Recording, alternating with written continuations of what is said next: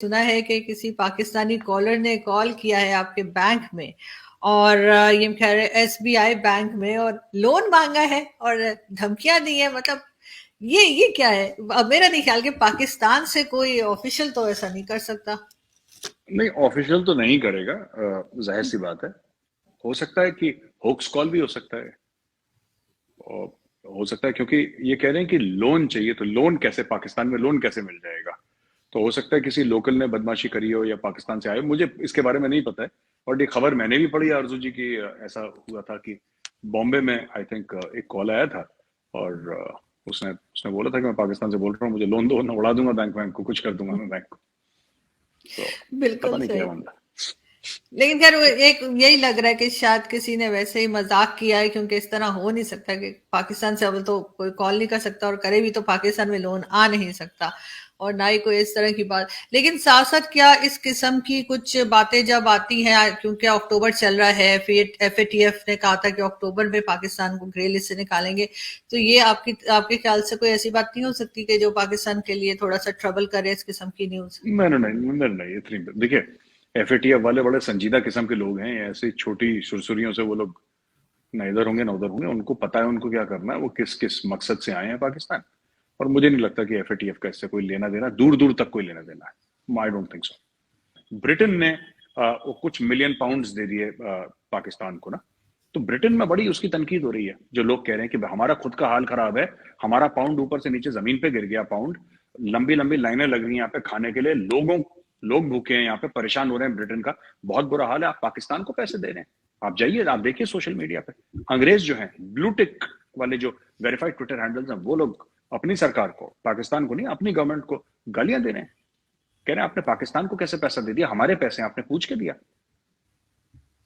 तो बिल्कुल सही। बात ये हो, हाँ, बात ये है कि वो लोग अपोज कर रहे हैं, तो मैं आपको यही कह रहा हूं, जहां तक अफगान तालिबान की बात है अर्जुन जी, अफगान तालिबान किस तरीके, क्या देखिए, वहां पे तो लॉन्ग टर्म 30 40 50 साल तक डोनर्स आएंगे, एक एक चीज बनाएंगे, एक एक स्कूल बनेगा, लेकिन कोई इस पे बात करने को तैयार नहीं। अफगान तालिबान कह रहा है आप हमारी सपोर्ट करिए, यानी कि आप हमें चेक काट के देते रहिए, हम बना लेंगे। देखिए ये सब ना कि $3 ट्रिलियन का वहां पे मिनरल, ये सब झूठ है, ठीक है, ये 70s की एक झूठी झाटी रिपोर्ट किसी ने कर दी है। जरूर होगा अफगानिस्तान में जमीन के नीचे मिनरल वेल्थ, तो इंडिया में भी हर एक मुल्क में होती है, कुछ ना कुछ तो होता है, लेकिन जिस तरीके से बताया गया है कि अफगानिस्तान में $3 ट्रिलियन की वेल्थ है, ये सब फ्रॉड है, ऐसा कुछ भी नहीं है। ठीक है, हो सकता है कल फिर निकला है, हो सकता है कल कुछ तेल निकला है वहां पे, कुछ निकला है, लेकिन fact of the matter is, देखिए जितनी भी सोसाइटीज हैं जो बहुत अमीर हैं और जो सिर्फ उस पर डिपेंडेंट हैं, मिनरल वेल्थ पे, जमीन के नीचे से जो मिल रहा है सिर्फ उस पर डिपेंडेंट है, वो आजकल घबराई हुई है, बहुत ज्यादा घबराई हुई है। जो सोसाइटी सिर्फ ऑयल पे डिपेंडेंट है वो घबराई हुई है, क्योंकि जब तेल खत्म हो जाएगा फिर क्या करोगे, क्योंकि आपने ह्यूमन डेवलपमेंट तो करी नहीं वहां पे, आपने ह्यूमन डेवलपमेंट करी नहीं। वही अफगानिस्तान है, देखिए ना, अगर वहां पे कौन काम करेगा, सिक्योरिटी सिचुएशन इतनी खराब है। चलिए इंडिया एक फैक्ट्री लगाती है जिसमें कहते हैं कि 5,000 अफगानों को रोजगार मिलेगा, भारत ने फैक्ट्री, कल कोई आ जाएगा इस्लामिक स्टेट वाला सुसाइड बॉम्बर, वहां पे फाड़ देगा, मार देगा लोगों को, 20 50 200 लोगों को, कौन जिम्मेदार होगा उसका? वहां पे इंस्टेबिलिटी इतनी ज्यादा है, वहां पे वायलेंस इतना ज्यादा है, हर एक बंदे के घर में 4 4 5 5 AK-47 है वहां पे पड़ी हुई, हर एक के बंदे के घर में ग्रेनेड है, ग्रेनेड लॉन्चर्स हैं, आरपीजीज है वहां पे। अब how do you work in a society like that? वो औरतों को बुर्का पहना के और घरों के अंदर डाल रखा है, ऐसी सोसाइटी वो बनाएंगे क्या फैक्ट्री में? उनको तो ग्राउंड लेवल से आपको खड़ा करना पड़ेगा ना उस पूरे मुल्क को, और सबसे बड़ी बात उनका माइंडसेट चेंज करना होगा, इकोनॉमी से पहले माइंडसेट चेंज करना होगा, ये सब तो दिमाग से चलता है ना मामला।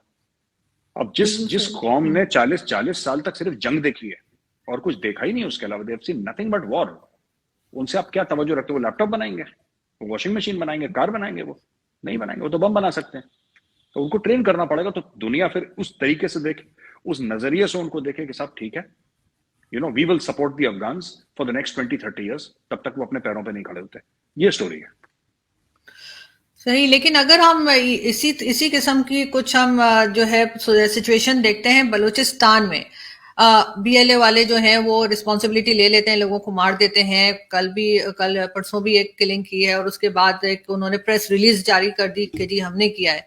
तो आखिर ये लोग क्यों काबू नहीं आ रहे? और अगर बार बार हम ये कह दें कि ये सब कुछ भारत करा रहा है, तो ऐसा कह के भी हम अपनी जान नहीं छुड़ा सकते। लेकिन बलूचिस्तान में भी सिचुएशन ऐसा लगता है खराब होती चली जा रही है।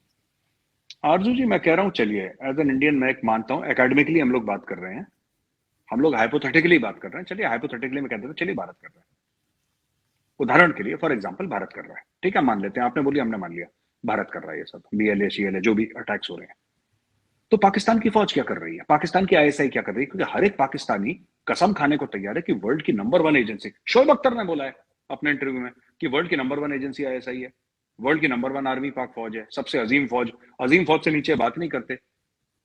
शेख रशीद तो अजीम तरीन भी कह देते हैं कभी कभी,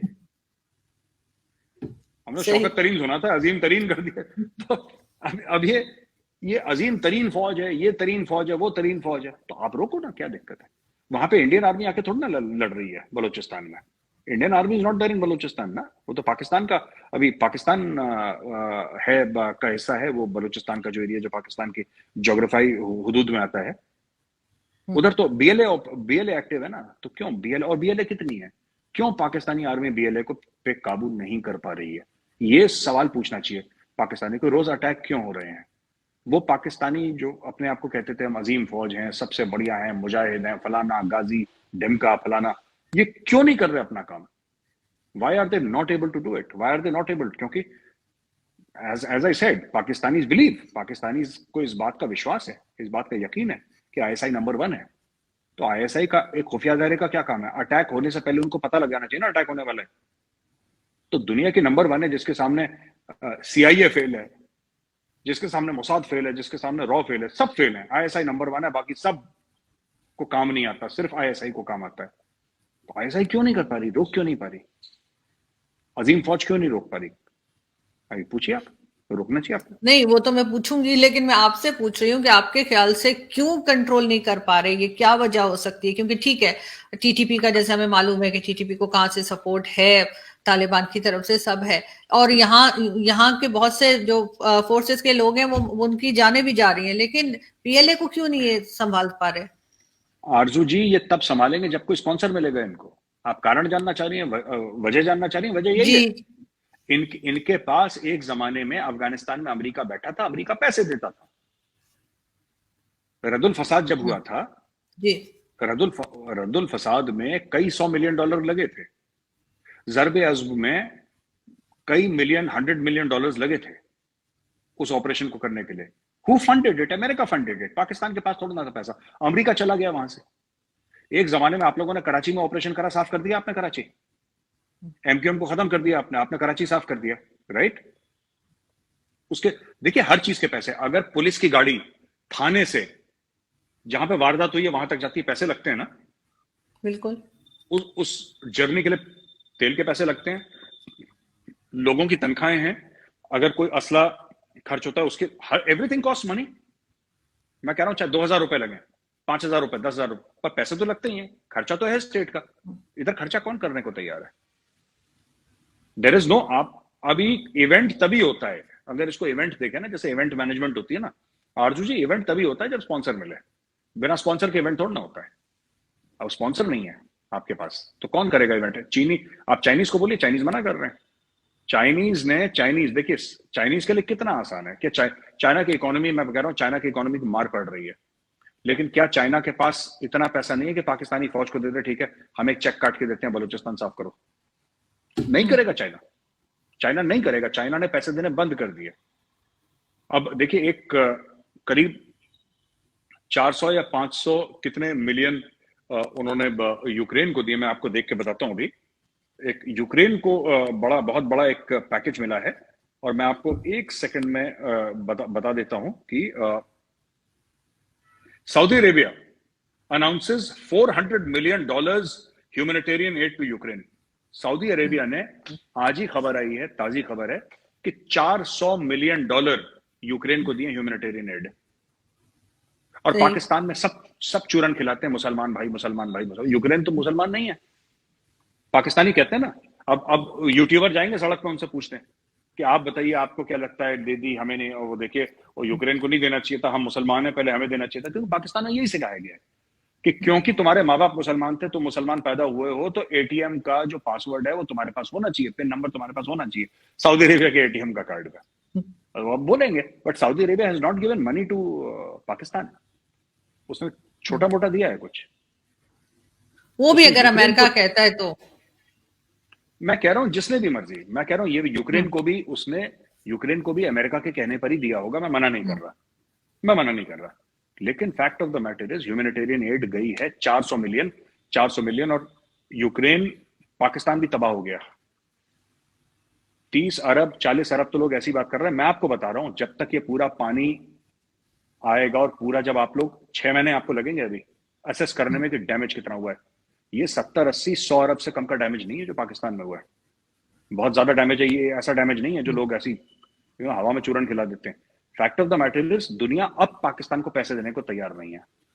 और एक जमाना था जब पाकिस्तान को कंटेनर भर के डॉलर आते थे। आज क्यों नहीं देना पैसे तैयार है, आप ये पूछिए। अब ये पूछना चाहिए अपने आप से, क्यों? क्योंकि अब पाकिस्तान का जो टोटल जो वैल्यू थी वो पाकिस्तान की वजह से नहीं थी, अफगानिस्तान की वजह से थी। अगर अफगानिस्तान की वजह से थी, वहां से गोरा जो था वहां से बाहर आ गया। अब गोरा वहां से बाहर आ गया तो गोरा कहता हमें क्या लेना देना पाकिस्तान में कुछ भी हो।